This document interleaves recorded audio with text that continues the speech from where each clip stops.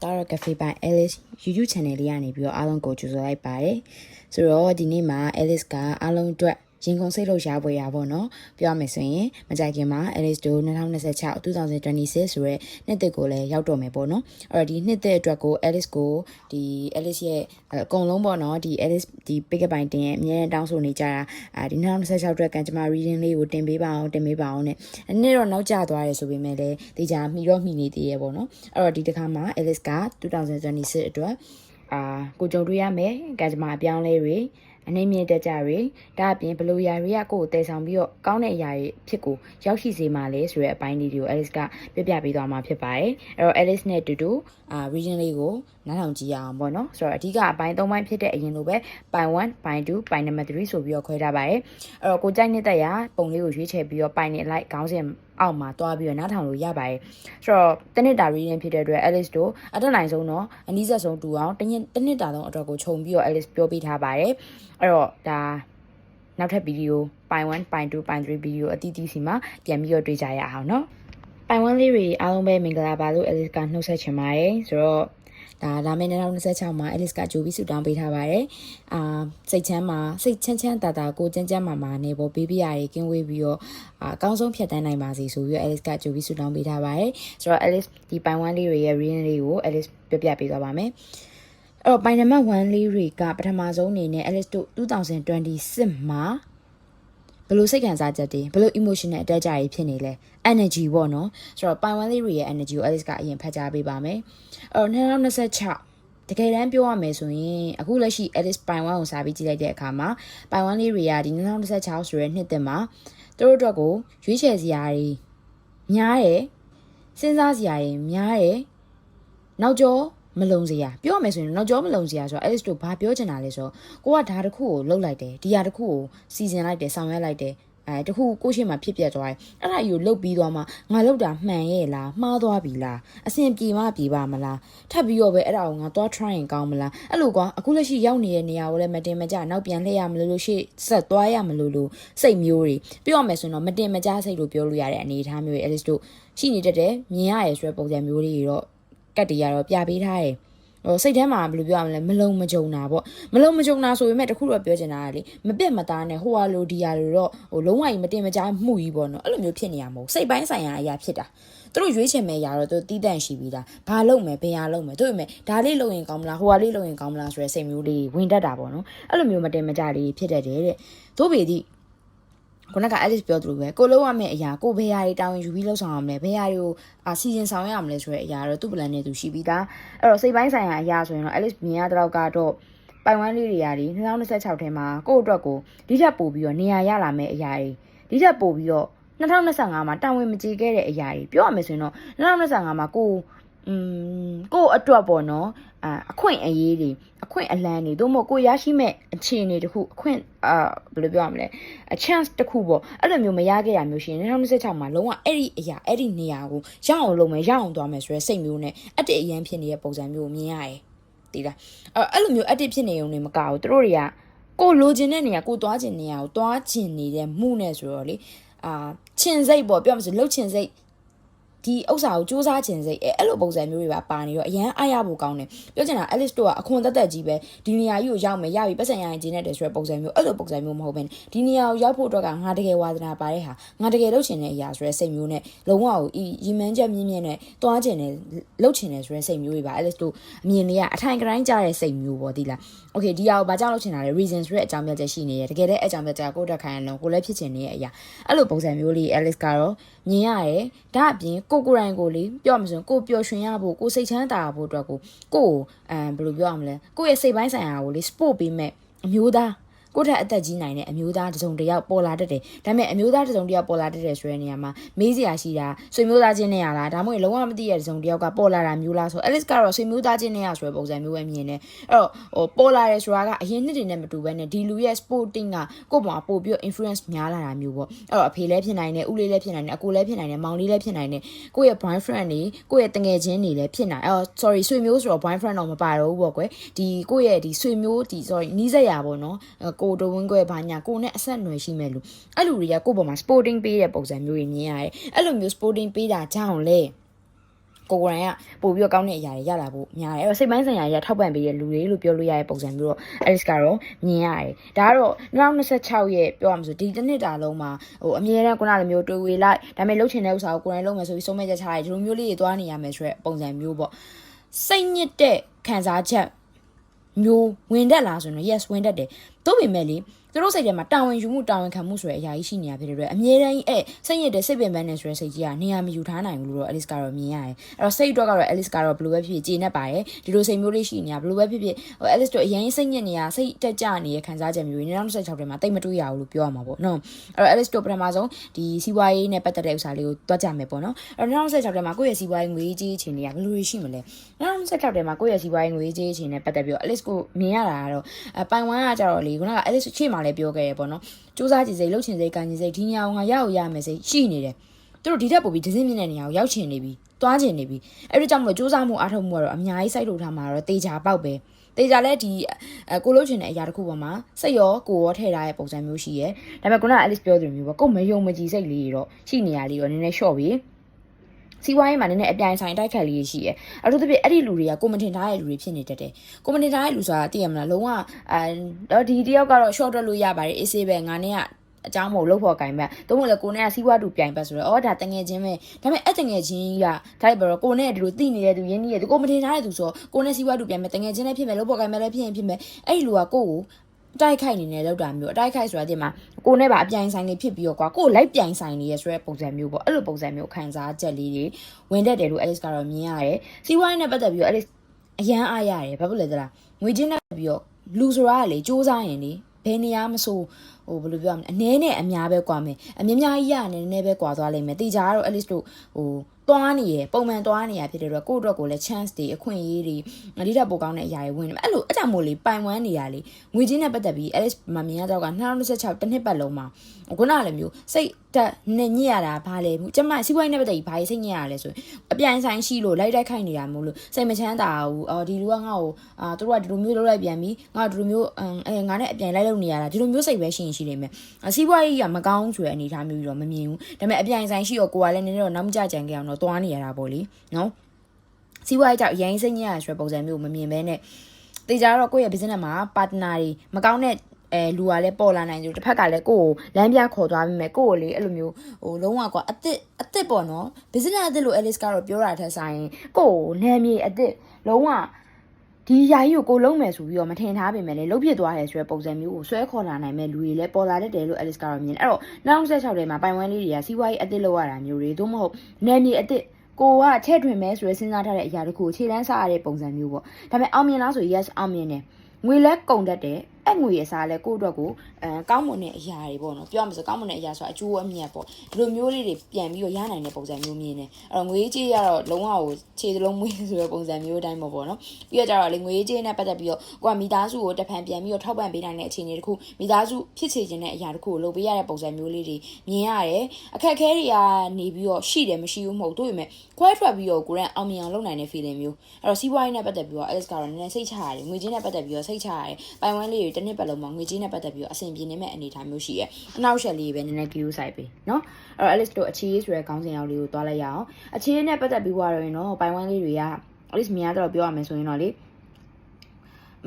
ေဘယ်လိုမျိုးလဲဆိုတော့ Alice ခြေနဲ့ပတ်သက်ပြီးသွားရင်တော့ဗားလေးရှိလဲဆိုတော့နည်းနည်းလေးကိုယ်တိုင်ကအဲ့လိုမျိုးပျက်စီးခဲ့တဲ့ဆက်ဆံရေးတွေခြံထားခဲ့ရပါတယ်ဆိုတဲ့ဆက်ဆံရေးတွေဒီဆက်ဆံရေးကကိုယ့်ဘဝတွေကိုအသက်တဖန်ပြန်ရောက်ရှိလာနိုင်တယ်အဲ့တော့ X တွေပြန်လာတာမျိုးဒီလားဟိုX တွေကလေပြန်လာတယ်ဆိုရင်တို့ကထင်နေကြရင်တော့ X ပြန်လာပြီဆိုတာနဲ့ချစ်ရမယ်ဆိုတာကြီးပဲထင်တယ်တချို့ကချစ်တဲ့ပုံစံမျိုးနဲ့ပြန်လာတာမဟုတ်ဘဲနဲ့မိတ်ဆွေအနေနဲ့ပြန်လာတာမျိုးကိုယ့်ရဲ့ဘေးနားမှာအကူအညီတစ်ခုအနေနဲ့ပြန်လာမျိုးသို့မဟုတ်လဲကွာကျမကသူနဲ့တော့မိတ်ဆွေမတော်ချင်ပါဘူးအကူအညီလည်းမလိုချင်ပါဘူး no တခုခုကို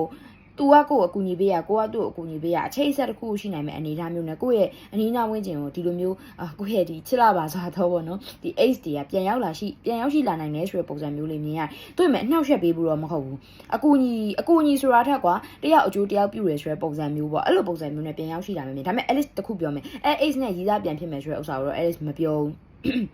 မိတ်ဆွေအနေနဲ့ပဲ Alice ကတော့မြင်ရတယ်ဟုတ်ပြီနော် ဒါပေမဲ့ကိုရိုင်းကလေတိတ်ပြီးတော့စိတ်မဖြစ်သလိုခံစားရတယ်စိတ်မဖြစ်ဘူးဆိုတာဒီမှာသူပြန်ရောက်ရှိလာတဲ့ဆိုင်ကိုစိတ်ထဲမှာသဘောမကျဘူးအဲ့တော့ဒါကြီးကလောင်းတိုင်းမသွားလောက်ဘူးလို့တော့ Alice ကတော့မြင်တယ်အဲ့တော့ဒီ Ace case ကိုတော့ခဏဖြတ်ထားလိုက်အရင်အရေးမကြည့်ဘူးဒါပေမဲ့မိဖြစ်ဆွေဖြစ်အနေနဲ့တော့အဲ့လိုပြန်ပြီးဖြစ်နိုင်နေဆိုတဲ့ဥစ္စာကို Alice ကသိအောင်ပြောစေချင်တာနော်ဒါပေမဲ့အခြေအနေနဲ့ပတ်သက်ပြီးရင် Alice မြင်ရတဲ့တော့ကလေ928မြစ်တာမျိုးနဲ့ຫນွေတဲ့ဆက်ဆံရေးမျိုးတွေဒီပိုင်ဝမ်းလေးတွေအတွက်ကို2016ထဲမှာအရန်မြင်ရတယ်အဲ့တော့ကို့လေတငယ်ချင်းလူချင်းကပ်ရင်းနဲ့မှာစိတ်ဝင်စားလာတာမျိုး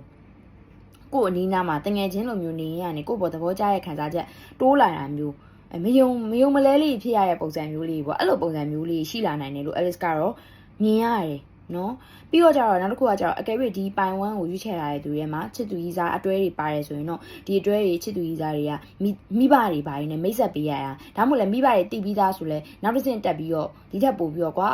ဘယ်လိုမိသားစုတွေစီကနေအကြံဉာဏ်ကောင်းနေကိုတို့ရဲ့အကြောင်းမိသားစုတွေကပိုသိအောင်ပြပြရတာမျိုးတွေဒီလိုမျိုးတွေရှိတတ်တယ်မသိတဲ့သူတွေကြောက်လည်းမိသားစုကိုမိတ်ဆက်ပေးရတာပေါ့နော်အဲ့လိုမဟုတ်ဘဲနဲ့ကိုကတယောက်တည်းသမားဆိုရင်တော့မိသားစုဘာကြီးနှိမ့်ဆက်ပေးရမျိုးဘာမျိုးတော့မရှိဘူးပေါ့လေနော်ကိုကတယောက်တည်းဆိုတော့ဘယ်လိုမျိုးတယောက်တည်းသမားတွေကြောက်ဘယ်လိုမျိုးပုံစံမျိုးရှိလဲဆိုတော့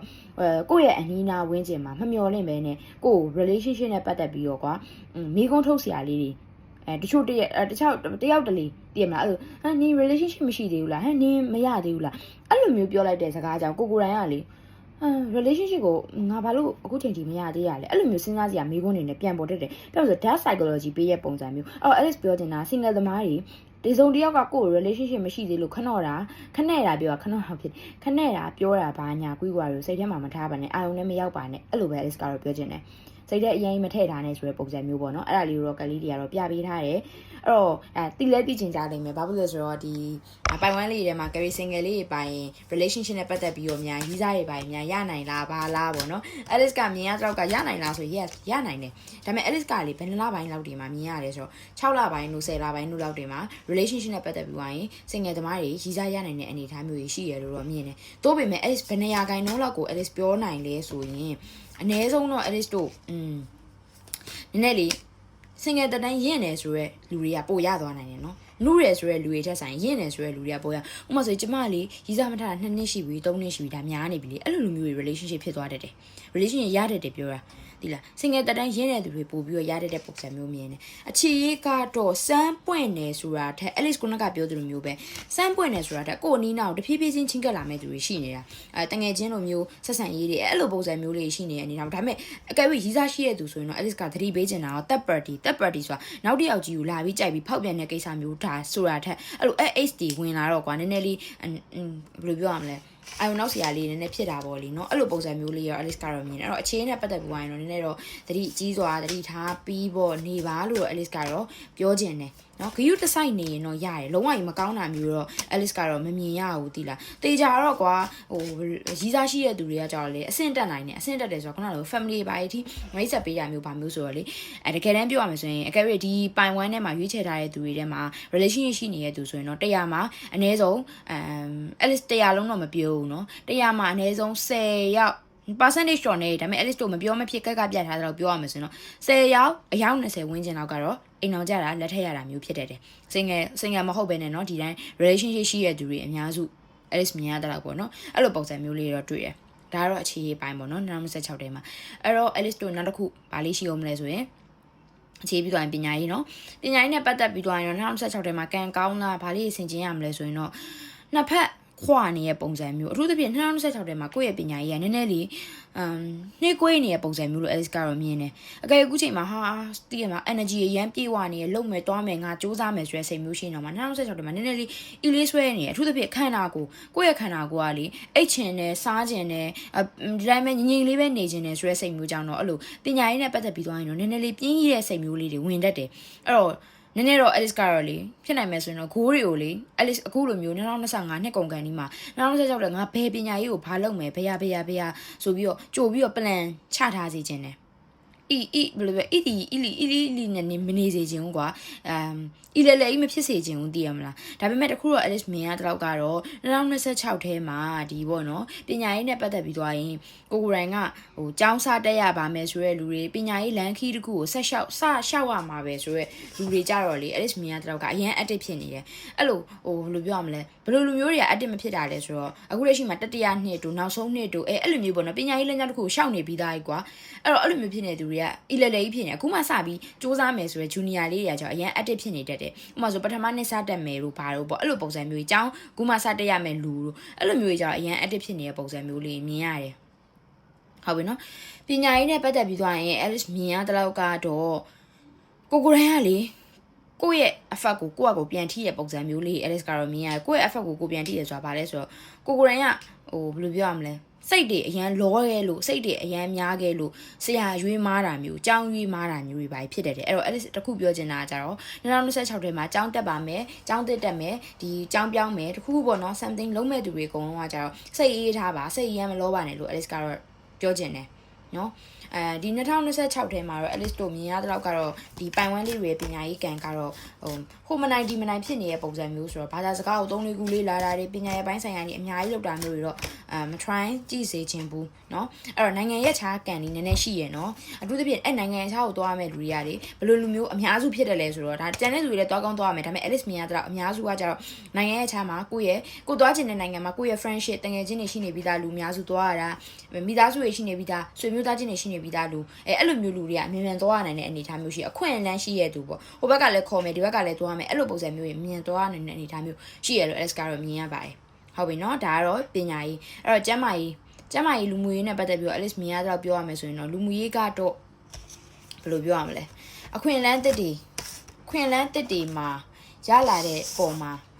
လူမှုရေးနဲ့ပတ်သက်ပြီးတော့ mission တွေရှိရဘာမြင်ရလဲဆိုတော့တကယ်တမ်းကြာရင်လေယူရိုအတွက်ပေါ့နော်ဒီ2026ကလေနည်းနည်းတော့လူမှုရေးနဲ့ပတ်သက်ပြီးသွားရင် mission လေးတွေရှိရအဲ့ဘာလဲဆိုတော့လူတွေကြောင့်ပိုတည်လာအထူးသဖြင့် Alice တခုအကြံပေးလိုက်မယ်ပိုင်ဝမ်းလေးတွေလေဘယ်လိုပြောရမလဲ2026ထဲမှာလူတွေကြောင့်ပိုတည်လာတာဖြစ်တဲ့အတွက်တရားပိုရလာတာတရားပိုရတယ်ဆိုတာဘယ်လိုပြောရမလဲအော်ဒီလူတွေကဒီလိုပါလားအော်ငါတို့ပုံမှာဒီလိုလုပ်တယ်နော်ဘာလို့ဆို Alice ရှေ့မှာလည်းပြောခဲ့စီးပွားရေးနဲ့ပတ်သက်ပြီးကိုယ်ကနောက်ကြောတိုင်းနဲ့ထူတဲ့သူတွေဒီလိုမျိုးသစ္စာဖောက်မဲ့သူတွေလည်းပေါ်လာတတ်တယ်ဆိုတော့လေအဲ့လိုလူမျိုးကြီးချောင်းအော်သူတို့ကဒီလိုမျိုးအော်သူတို့ကဒီလိုမျိုးဆိုပြီးတော့ပို့ပြီးတော့သိလာတဲ့ပုံစံမျိုးလေးရှိနိုင်တယ်သိလားအဲ့တော့ပိုင်ဝမ်းလေးတွေကလူเจ้าကိုစာအုပ်ဖတ်စရာမလိုဘူးတရားနားထောင်စရာမလိုဘဲနဲ့ပို့ပြီးတော့တရားပေါက်လာတဲ့အနေအထားမျိုးလေးတွေမြင်ရတယ်လူမျိုးနဲ့ပတ်သက်ပြီးသွားရင်တော့ Alice ကတော့ဒီပိုင်ဝမ်းလေးတွေအတွက်ကိုလုံးဝကွာဟိုကိုခုနလိုမရှိမှ Alice တခုပြောခဲ့ရနော် energy နဲ့ပတ်သက်ပြီးတော့ကိုယ့်ရဲ့ energy မှာကိုယ်ပို့ပေးမဲ့အမျိုးသားတရားရှိတတ်တယ်ဆိုတာအခုလေလူမျိုးနဲ့ပတ်သက်ပြီးတော့အဲ့လိုကောင်းမွန်တဲ့ဒီပေါ့နော်communicate ရှိရဲ့လူတယောက်ပေါ့လူမျိုးရေးဆိုတာထက်ဒါကကြတော့ကိုယ့်ရဲ့မိသားစုတွေကလူဖြစ်နိုင်တယ်ဆိုတော့လူမိသားစုအရေးကိစ္စတွေကအဲ့လိုကူညီပေးမဲ့သူကြောင့်ကိုယ်တိုင်ကလောက်ကိုလောက်ရမယ်ဆိုရယ် setting ချပြီးတော့လောက်ရတာဖြစ်တဲ့အတွက်ပြောမှဆိုရင်ပို့ပြီးတော့လမ်းမှန်နေလဲရောက်တတ်တယ်ပေါ့အဲ့တော့ဒါကြီးကလည်းကိုယ့်အတွက်ကိုအရန်ကောင်းတဲ့အပြောင်းအလဲတစ်ခုဆိုတဲ့ပုံစံမျိုးလေးတွေတော့မြင်ရတယ်နောက်ထပ်လူမျိုးရေးတစ်ခုကကြတော့ဗာလဲဆိုတော့ကိုတိုင်းကလေလူမျိုးရေးနဲ့ပတ်သက်ပြီးတော့ငွေကုန်ကြေးကြများတတ်တယ်သိလားလူမျိုးရေးကိစ္စတွေနဲ့ပတ်သက်ပြီးတော့ငွေကုန်ကြေးကြများတတ်တယ်ဆိုတော့2026ထဲမှာဟိုဘယ်လိုပြောရမလဲအကူညီပေးရတာမျိုးတွေတချို့ကိစ္စတွေကိုကိုရန်ကပတ်စံမယူဘဲနဲ့လုပ်ပေးလိုက်ရတာမျိုးတွေအဲ့လိုပုံစံမျိုးလေးကနည်းနည်းရှိတတ်တယ်အဲ့တော့တချို့အရာတွေမှာအရင်တာဝန်ယူပြီးမလုပ်ပေးနဲ့နော်ဟိုမျိုးလုံးတင်လောက်ထက်တာလုပ်ပေးတာဝန်ယူပြီးအရင်ဆောင်ရွက်ရမယ့်ကိစ္စဆိုရင်ကိုယ့်ဘက်ကနည်းနည်းဆင်ခြင်ပြီးတော့ရှောင်ပါဆိုတဲ့ပုံစံမျိုးလေးတော့ Alice ကတော့ပြောချင်တယ်နော်အဲ့တော့2026ထဲမှာ Alice တို့ဒါ angel message လေးပါတစ်ခါလေးကြည့်ပြီးလိုက်မယ်ပိုင်ဝမ်းလေးတွေအတွက်ပိုင်လေးတွေအတွက် angel message ကတော့စိတ်မညစ်နဲ့တဲ့အခက်အခဲတွေအားလုံးဖြေရှင်းနိုင်လိမ့်မယ်တဲ့သိလားခက်ခဲဆိုတာတော့ရှိရဒါပေမဲ့အဖြေရှင်းနိုင်လိမ့်မယ်စိတ်ညစ်စရာလားရှိရတခါလေကြာရင်ပေါ့နော် Alice တို့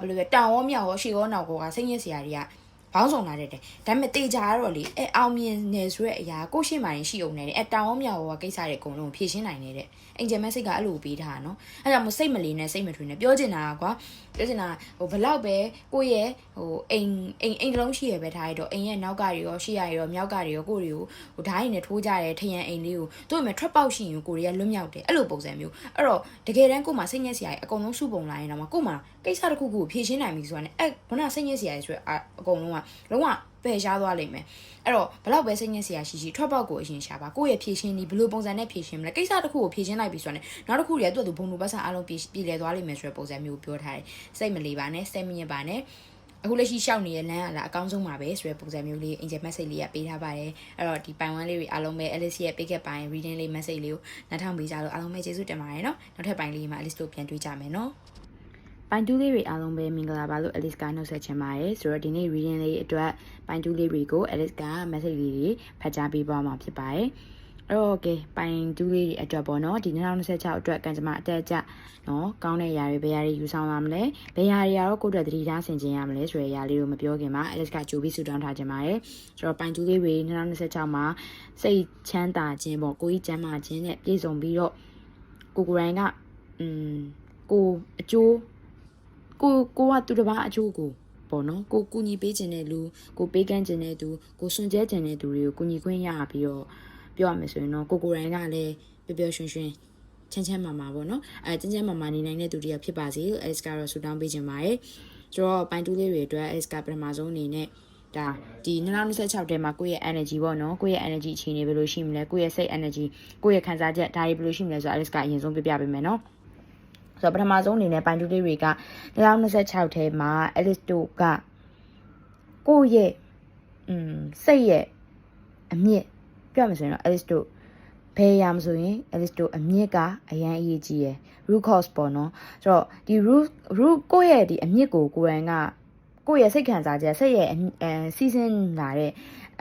အခန်းစားမှုကဘယ်ရဆလာလဲဆိုတဲ့ဥစ္စာကို Alex ကသိဖို့လိုအပ်တယ်ဥပမာဆိုရင်ကိုယ်တိုင်ကသူတစ်ပါးပေါ်မှာမနာလိုစိတ်ရှိရဆိုရင်ဒီလိုစိတ်ကကိုယ့်ရဲ့ငယ်စဉ်ခါဘယ်ချိန်ဘယ်ခါမှဖြစ်ခဲ့ရလဲဒီလိုမျိုးပေါ့နော် childhood memories နေနဲ့တွဲပြီးတော့ရှိနေတဲ့စိတ်ခံစားချက်အချို့လေးရှိတတ်တယ်အဲ့တော့ပိုင်တူးလေးတွေ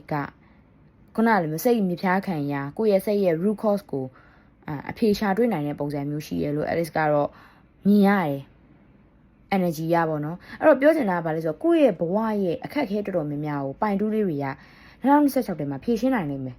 ဘာလို့လဲဆိုတော့သူတို့ကလေကိုယ့်စိတ်ကိုနားလည်သွားတယ်ဆိုတဲ့ခံစားချက်ကို Alex ကရတယ်ကိုယ့်ရဲ့စိတ်ခံစားချက်ကဘာကြောင့်မို့လို့ငါဒီလိုဖြစ်နေရလဲအော်ငါသူများတကာကိုကျန်ပြောလိုက်မိပြန်ပြီဟဲ့ငါသူများတကာကိုဖလိမ့်လိုက်မိပြန်ပြီငါဘာကြောင့်မို့ဒီလိုဗလိမ့်မိသွားရလဲငါကြောင့်ဘာကြောင့်မို့ဒီလိုပြောမိသွားရလဲငါကိုယ်တိုင်ဘာလို့ဒီအရာကိုရွေးချယ်သွားရလဲအဲ့လိုပုံစံမျိုးပေါ့ကိုယ်တိုင်ကဘာကြောင့်ဒီအရာကိုလုပ်ဖြစ်တယ်ဘာကြောင့်ဒီအရာကိုရွေးချယ်ဖြစ်တယ်ဆိုတဲ့အရာကိုသိလာတာမျိုးခံစားမိလာတာမျိုးဘာကြောင့်လုပ်တယ်ဆိုတဲ့ဥစ္စာကိုအဖြေကိုရှာတွေ့လာတာမျိုးအဲ့လိုသိလာတော့ဘာလဲဆိုတော့ကိုယ့်စိတ်ကိုကထိန်းလာနိုင်တယ်အဲ့ဒီအတွက်ကြောင့်မလို့ကိုယ်တိုင်ကမကောင်းတာတွေကြုံရခဲ့ရင်တော့မှအော်ငါဒီလိုမျိုးမပြုတ်မှုတင်ဘူးငါဒီအရာကိုလက်ခံတင်တယ်ဒါကိုတော့ငါဒီအရာကိုတော့ဆုံးလုံးလိုက်တင်တယ်ဆိုတဲ့အရာမျိုးနဲ့ကိုယ်တိုင်ကနေတတ်ထိုင်တတ်တယ်ကောင်းတဲ့အရာတွေကြုံလာပြီဆိုတော့ဒီထက်ပိုကောင်းကိုဘယ်လိုပြုတ်ပြင်ပြီးဆက်ပြီးတော့သွားတင်လဲဆိုတဲ့အရာကိုနားလည်လာတယ်အဲ့တော့ပြောချင်တာက Alex တို့ဒီစိတ်ခံစားချက်ကိုအရန်အတိုးအလျှော့ပြောမှဆိုဘောလုံးလုပ်တယ်လို့မျိုးပေါ့နော်ကိုယ်တိုင်ကအတိုးအလျှော့နဲ့အတန်တိုးကျင်လားအတန်ချဲကျင်လားဒီလိုပုံစံမျိုး adjust လုပ်လို့ရတယ်ပဲကိုယ်စိတ်ခံစားချက်ကို adjust လုပ်လို့ရတာဖြစ်တဲ့အတွက်ကိုယ်တိုင်းရဲ့ဘဝမှာကိုယ်စိတ်ကိုနားလည်အောင်စူးစမ်းနေနေကိုဒီ2026ထဲမှာ Alex တို့အဆိုးအကောင်းတွေကို Alex တို့လက်ခံနိုင်တဲ့စိတ်ခံစားချက်တွေပို့ပြီးတော့ဆွမ်းအားမြင့်လာနိုင်တဲ့အနေအထားမျိုးရှိရဲ့2026ထဲမှာပို့ပြီးတော့လေ Alex ကတော့ awakening ဖြစ်လာတယ်လို့ Alex ကတော့မြင်နေသိလားပို့ပြီးတော့လည်းတုံလောက်လာရဲပေါ့နော်။အော်လူတွေကဒီလိုမျိုးစိတ်ရှိရဲ။ဒါပိုင်ဝမ်းလေးနဲ့နည်းနည်းတော့ဆင်တယ်။သူ့ပေမဲ့ပိုင်ဝမ်းကကြတော့လူတွေเจ้าကိုနားလေတာ။လူတွေเจ้าကိုသိလာတာ။ကိုယ့်เจ้าကိုသိတာမျိုးမဟုတ်ဘူး။လူတွေเจ้าကိုသိလာတာ။ဒီပိုင်တူးလေးတွေကြတော့ဘယ်လိုဖြစ်တာလဲဆိုတော့ကိုယ့်စိတ်ကို adjust လုပ်လာနိုင်တာ။အဲ့တော့ဘာမြင်ရလဲဆိုတော့ Alex တို့ရေ meditation လုပ်တာမျိုးတွေပို့ပြီးတော့လှုပ်ဖြစ်လာတာမျိုးတွေကိုယ့်ရဲ့စိတ်ကိုနားလေတာအောင် journaling လုပ်တာမျိုးတွေပို့ပြီးတော့လှုပ်ဖြစ်တာမျိုးတွေသိလားအဲ့လိုမျိုးလေးမြင်ရပြီးတော့ကျတော့များသောအားဖြင့်ပိုင်တူးလေးတွေက2026ထဲမှာစိတ်နဲ့ပတ်သက်တဲ့campaign လေးတွေနဲ့ပတ်သက်ပြီးတော့ပြပါရတာမျိုးကိုယ်စိတ်ရဲ့အာဟာရကိုကိုယ်တိုင်ကလိုက်ဖြစ်လှုပ်ဖြစ်တာမျိုးပေါ့ဥပမာဆိုကိုယ်စိတ်အာဟာရကကျန်းမာရေးကိုလိုက်စားမယ်အားကစားလုပ်မယ်ဆိုအားကစားတစ်ခုကိုပဲကိုယ်တိုင်ကတန်ဋိဌာန်ရှိနဲ့လှုပ်ဖြစ်သွားတာမျိုးစိတ်အာဟာရကိုသူတို့တွေကနားလေသဘောပေါက်သွားတဲ့ပုံစံမျိုးပေါ့နော်စိတ်ကိုတော့ကိုယ်စိတ်ကိုကဘယ်လိုပျော်ရွှင်အောင်ထားရမလဲဘယ်လိုမျိုးတော့အဆင်ပြေအောင်နေရမလဲဒီလိုမျိုးလေး Alex ကပြောချင်တာနော်ဒါလေးကိုတော့ Alex မြင်ရတယ်အဲ့တော့တေချာတော့ခုနလိုမျိုးနေတဲ့ထိုင်တဲ့စိတ်မျိုးလေးရှိနေရဆိုတဲ့ပုံစံလေးတော့ Alex ကတော့တွေ့ရပါတယ်ဒါပေမဲ့လူပုရုဇဉ်လူသားဖြစ်တဲ့အတွက်တစ်ခါလေကြာရင်တော့ကိုလိုချင်တာမရတဲ့အခါကျရင်တော့စိတ်ပင်မရတော့ဒါတဘာဝပဲပေါ့နော်အဲ့ဒီအတွက်ကြောင့်မလို့တစ်ခါလေကြာရင်ကိုဖြစ်ချင်တာတွေမဖြစ်လာတဲ့အခါကျရင်စိတ်ပင်မရတာငါယူများရွေးချယ်မှုမှားသွားပြီလားဆိုတဲ့ထင်တဲ့စိတ်ခံစားချက်လေးတော့တစ်ခါတလေမှာတော့ရှိနေတတ်တယ်အထူးသဖြင့် Alex တို့ view ဆိုင်ရမှာ April လအတွင်းမှာ changes လေးတွေများတယ်9လပိုင်းလောက်မှလည်းပြန်ပြီးတော့တည်ငြိမ်နိုင်တဲ့ပုံစံမျိုးဆိုတော့ April လအတွက်ကို changes များတဲ့အရာတွေကိုကိုယ်တိုင်ကနည်းနည်းတော့လက်သင့်ခံနိုင်ဖို့တော့လိုတယ်ဆိုတဲ့ပုံစံမျိုး Alex တို့ရဲ့ကတ်လေးတွေကတော့ပြပေးထားတယ်နော်အဲ့တော့ Alex တို့စီးပွားရေးတွေကိုစပြီးပြောကြရအောင်စီးပွားရေးနဲ့ပတ်သက်ပြီးတော့ပိုင်တူးလေးတွေအတွက်စီးပွားရေးမှာတော့ Alex ပထမဆုံးမြင်ရတဲ့ကတော့ကိုယ်တိုင်ကလေနည်းနည်း Alex မြင်ရတဲ့ကအဖြူမဲလေးပုံစံမျိုးတွေတွေ့ရတယ်ဒါအဖြူမဲဆိုတာဘယ်လိုမျိုးလဲဆိုတော့ဒီပိုင်တူးလေးတွေက2026ထဲမှာပထမဆုံးလုပ်လိုက်တဲ့အရာပထမဆုံးစီစဉ်မယ်ဆိုတဲ့အရာက fill ဖြစ်သွားပြီးတော့နောက်တစ်ခေါက်မှပို့ပြီးတော့ energy powerful ဖြစ်နဲ့ energy ကောင်းနဲ့ strong ဖြစ်နဲ့လောက်ရတဲ့ပုံစံမျိုးတွေသွားရတဲ့ပုံစံမျိုးတွေမြင်နေအဲ့တော့ Alice ပြောချင်တာကplan ထားပါ plan နှစ်ခုထားပါသို့မဟုတ်လေငါဒါကြီးလုပ်ကြည့်မယ်ဒါအဆင်မပြေဘူးဆိုစိတ်ဓာတ်မကြနဲ့ငါနောက်တစ်ခေါက်ပြန်လုပ်မယ်ဆိုတဲ့စိတ်မျိုးလေး Alice တို့မွေးနိုင်မှာရလိမ့်မယ်။ဘာလို့ဆိုစီးပွားရေးနဲ့ပတ်သက်ပြီး Alice ကပြောသလိုမျိုးပဲနည်းနည်းလေးကိုရန်စလုပ်မယ်ဆိုရင်အဖြူနဲ့အမဲပုံစံမျိုးပေါ့နော်။အဲ့တော့လမ်းတစ်ဖောက်ရရဲဆိုတဲ့အနေထားတက်ဆိုင်ဒီလမ်းကကြာရှုံးသွားလို့ဒီလမ်းပေါ်မှာနောက်တလမ်းထပ်ပြီးတော့ဖောက်တာမျိုးဒါမှမဟုတ်ရက်ပိုကောင်းတဲ့အနေထားတစ်ခုအနေနဲ့သွားတာမျိုးအဲ့လိုပုံစံမျိုး Alice ကများတယ်နော်အဲ့စီးပွားရေးနဲ့ပတ်သက်ပြီးသွားရင်တော့ကိုထားလိုက်ပါတော့ကိုလှုပ်ချင်တဲ့အလုပ်ကိုရှောက်လိုက်တယ်ဒါပေမဲ့မရဘူးအဲ့လိုစိတ်မငြင်းနဲ့ထက်ရှောက်နောက်တစ်ခါရလိမ့်မယ်အဲ့လိုပုံစံမျိုးနောက်တစ်ခါရရင်ပထမတစ်ခါရကြာရှုံးပထမတစ်ခါတော့ကြာရှုံးသွားပါတယ်ဆိုတော့အခွင့်အရေးထက်ကိုပိုကောင်းတဲ့အခွင့်အရေးမျိုးနဲ့နောက်တစ်ခါကိုအတွက်ကိုရောက်ရှိလာလိမ့်မယ်ရပါလိမ့်မယ်ဆိုတဲ့ပုံစံမျိုး Alice ကတော့မြင်ရတယ်နော်အဲ့လိုမျိုး business နဲ့ပတ်သက်ပြီးတော့လေကိုလေအဲ့လိုမျိုးအကယ်၍အလုပ်တူတွဲလုံးမဲ့သူသိလားအကယ် relationship ကတွဲလောက်တာသို့မဟုတ်တငယ်ချင်းတွေတူတွဲလောက်မယ်အဲ့လိုမျိုးစဉ်းစားထားရဆိုရင်တော့ Alice ကတော့တိတ်မလုပ်ချင်ဘူးတော့မလုပ်စေချင်ဘူးပြောတာဘာလို့လဲဆိုတော့အဲ့လိုမျိုးအလုပ်တူတွဲလောက်မယ်တူသွားကြမယ်ဆိုရယ်စိတ်ကူးထားတဲ့အရာလေးတွေကအဲ့တယောက်ကရုပ်တရက်ဆိုအကြောင်းကိစ္စတစ်ခုပေါ်လာလို့ထွက်သွားရတာဒီကိစ္စကြီးကလှုပ်ဖြစ်သွားတယ်တို့ပေမဲ့ရေရှည်ကြီးတူမသွားနိုင်တာမျိုးအဲ့လိုမြင်ရတာဖြစ်တယ်နည်းနည်းအာရုံနောက်စရာလေးရှိရယ်အဲ့တော့နည်းနည်းပူပေါင်းပြီးလှုပ်ဆောင်မဲ့အရာတွေဆိုရင်တော့ Alice ကနည်းနည်းချင့်ချိန်ပြီးတော့စဉ်းစားပြီးအထူးသဖြင့်2လပိုင်း February လောက်ထဲမှာစမဲ့အလုပ်တွေဆိုရင်တော့အဲ့လိုမျိုး2ယောက်တူပူးတွဲပြီးလုပ်မယ်2ယောက်မကောက်နောက်ထပ်တငယ်ချင်းတွေတူပူပေါင်းပြီးလုပ်မယ်အဲ့မျိုးရော Alice ကတော့တိတ်ပြီးတော့အကြံမပေးဘူးနော်ငွေကြေးနဲ့ပတ်သက်ပြီးသွားရင်ပိုင်တူးလေးတွေကငွေဝင်ဂိမ်းတွေနော်ထိပေါက်ဂိမ်းတွေကောင်းတဲ့အရာတွေရှိတာဆိုရင်တော့ Alice မြင်ရတော့ကတော့ကန်ကတော့ကောင်းနေရနော်ငွေကြေးနဲ့ပတ်သက်ပြီးသွားရင်တော့ဆုံးရှုံးသွားတဲ့အရာတွေပြန်ရတာမျိုးတွေမြင်ရတယ်ပြီးတော့ကိုယ်တိုင်က knowledge full ဖြစ်လို့ကိုယ်တိုင်ကအကျိုးအမြတ်ရတာမျိုးတွေတွေ့တယ်အဲ့တော့ဘာဖြစ်လဲဆိုတော့ကိုယ့်ရဲ့အခုလက်ရှိလုပ်နေတဲ့ပညာရပ်ပိုင်းဆိုင်ရာဖြစ်အလုပ်ကိုင်ပဲဖြစ်စီးပွားရေးပဲဖြစ်အဲ့အရာကိုပိုတိပိုတန်အောင်လေ့လာပါဥပမာဆိုရင်ကြောက်ရောင်းတဲ့သူကကြောက်အကြောင်းကိုတေချာပို့ပြီးလေ့လာတယ်ဆိုရင်သူကကြောက်တလုံးကြောင်းကိုပို့တေချာနားလေပြီးတော့သူ့အတွက်ကိုပို့ပြီးတော့အကျိုးမြတ်ရတဲ့အခွင့်အရေးတွေကိုဒီသူလေ့လာတဲ့ knowledge full ဖြစ်စွာနဲ့လေ့လာတဲ့အရာကနေပြီးတော့သူရရှိတာမျိုးတွေအဲ့လိုပုံစံမျိုး Alice ကပြောချင်တာကွာအဲ့တော့ကိုယ်လက်ရှိလုပ်နေတဲ့စီးပွားရေးအလုပ်အကိုင်းတွေရှိရဆိုရင်အဲ့ဒါတွေပေါ်မှာတေချာပို့ပြီးတော့နှက်ဆက်သိမြင်အောင်လုပ်ပါအဲ့ဒါတွေနေစဉ်ကိုယ်ကန်ကောင်းခြင်းတွေငွေကြေးဝင်မှုတွေကိုဆွဲခေါ်သွားနိုင်တယ်ဒါအပြင်ကိုယ့်ရဲ့စီးပွားရေးကဒီထက်ပိုပြီးတိုးချဲ့နိုင်တဲ့အနေအထားမျိုးဖြစ်တဲ့အတွက်ဆိုင်ဖွင့်နိုင်တာမျိုးတွေစက်ရုံဆောက်နိုင်တာမျိုးတွေကိုယ်ပိုင်လုပ်ငန်းတည်ထောင်နိုင်တာမျိုးရဲ့အခြေအနေထိမြင်ရတယ်ဖြစ်နိုင်တယ်ဆိုတဲ့ပုံစံမျိုးတွေ့ရတယ်ဟုတ်ပြီနော်အဲ့တော့ဒါအပြင်လဲအကျွေးနဲ့ပတ်သက်ပြီးတော့လေအဲ့လိုကိုဆုံးရှုံးမယ်လို့ထင်တဲ့ငွေကြေးနဲ့ပတ်သက်တဲ့ပေါ့နော်စီးပွားရေးနဲ့ပတ်သက်တဲ့အရာတွေပြန်ရရှိတာမျိုးတွေဘာမျိုးတွေလဲ Alice တို့မြင်ရရဲ business နဲ့ပတ်သက်ပြီးတော့ Alice မြင်ရတဲ့လောက်ကကြတော့ကိုတိုင်ကအဲ့လိုပေါ့နော်ဘယ်လိုပြောရမလဲကိုလမ်းညွန်ပြတာတယ်ဆိုတာထက်ဒီလမ်းကြောင်းတစ်ခုကိုတင်ပေးမဲ့သူဆရာလို့ပြောလို့ရရပေါ့နော်ဆရာသမားပေါ့အမျိုးသမီးတယောက်ပေါ်လာတတ်တယ်လုပ်ငန်းပိုင်းဆိုင်ရာနဲ့ပတ်သက်ပြီးအဲ့လိုမျိုးပေါ်လာရင်လည်း yes သူ့ရဲ့လမ်းစဉ်တိုင်းကိုယ်တိုင်လိုက်လို့ရတယ်အကျိုးတူပူပေါင်းတာတွေပါတော့ Alice ကတော့တိတ်အားမပေးချင်ဘူးเนาะပြောချင်တာ तू ကအကယ်၍ထားလိုက်ပါတော့တချို့ဆိုရှိရကွာ marketing class တို့ဘာလို့တက်ကြရဲကွာသိလားအဲ့လိုပြောလို့ marketing class ကိုတက်ရမယ်လို့ပြောရမှာဒါ Alice ကအနည်းဆက်ဆုံးပြောတာအကယ်၍ကိုယ့်ရဲ့လမ်းကြောင်းကသပင်နဲ့ပတ်သက်တဲ့လမ်းကြောင်းဆိုရင်သပင်နဲ့ပတ်သက်တဲ့ပညာပိုင်းဆိုင်ရာကိုထပ်တင်ယူရတယ်ဆရာတစ်တွေ့တယ် तू ကကိုယ်လမ်းညွှန်ပြတာပေးအဲ့လိုမျိုးပြောချင်တာဥပမာအနေနဲ့ပြောလိုက်တာเนาะကိုနဲ့သက်ဆိုင်တဲ့ပညာပိုင်းဆိုင်ရာမှာကိုဥဆောင်ပြီးလမ်းပြပေးမယ်ဒီစီးပွားရေးဆိုင်ရာလမ်းကြောင်းတွေကိုဖောက်ပေးမယ်ဆရာသမားအမျိုးသမီးပေါ်လာတဲ့အနေအထားမျိုးရှိရလို့ Alice ကတော့မြင်ရတယ်အဲ့တော့ business နဲ့ပတ်သက်ပြီးတော့ကောင်းလားဆိုရင်တော့ yes ကောင်းတယ်ဒါပေမဲ့ business နဲ့ပတ်သက်ပြီးတော့ Alice ကဘာပြောခဲ့လဲဆုံးရှုံးစရာလေးတွေကိုလုံးမဲ့အရာလေးတွေက no အဆင်မပြေဘဲနဲ့စိတ်ညစ်စရာလေးတွေရှိရအဲ့လိုဖြစ်ပြီးသွားမှရုပ်တရက်ဆိုကောင်းခြင်းတွေရောက်လာမှာဆိုတဲ့အနေအထားမျိုးမြင်ရတာဖြစ်တဲ့အတွက်အရှုံးကိုတော့နည်းနည်းလက်ခံရလိမ့်မယ်ဟုတ်ပြီနော်အရှုံးကိုတော့လက်ခံရလိမ့်မယ်အဲ့ဒါကြီးခုတော့အရင်ဆုံးပြောချင်တယ်နောက်တစ်ခုပါရှိမလဲဆိုရင်အခြေနဲ့ပတ်သက်ပြီးသွားရင်လေ Alice မြင်ရတဲ့လောက်ကတော့ပိုင်တူးလေးတွေ